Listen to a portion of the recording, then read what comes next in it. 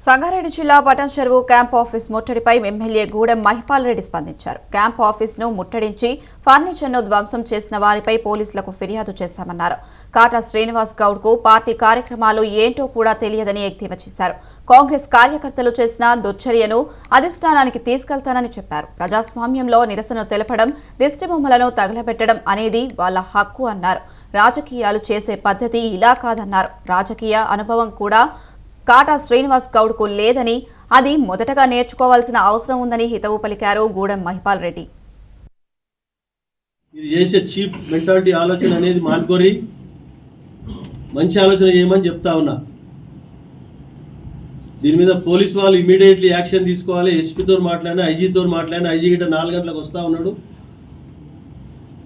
సీరియస్గా దీని మీద పోలీసు వాళ్ళు యాక్షన్ తీసుకొని ఈ దుర్ఘటనలో, ఈ దాడి మీద ఎవరెవరు ఎంతమంది ఉన్నారో కంప్లైంట్ ఇవ్వడం జరుగుతూ ఉంది. వాళ్ళ మీద పూర్తి స్థాయిలో విచారణ చేపట్టి కేసులు ఫైల్ చేసి జైలుకు పంపాలని చెప్పి నేను డిమాండ్ చేస్తూ ఉన్నా. ఎందుకంటే ఇటువంటి సంఘటన ఎక్కడ ఎప్పుడు జరగలే. మన ప్రాంతంలో ఎక్కడో జరిగింది కాదు. మన ప్రాంతంలో మంచి సాంప్రదాయం ఉంది. ఎలక్షన్ వరకే ఎలక్షన్ కొట్లాడతారు.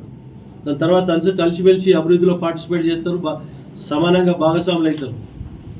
కానీ ఇటువంటి దుర్మార్గమైన ఆలోచనలు మానుకొని సీరియస్గా పోలీసు వాళ్ళని నేను డిమాండ్ చేస్తూ ఉన్నా. దాన్ని ఈరోజు జరిగిన ఘటనను సీరియస్గా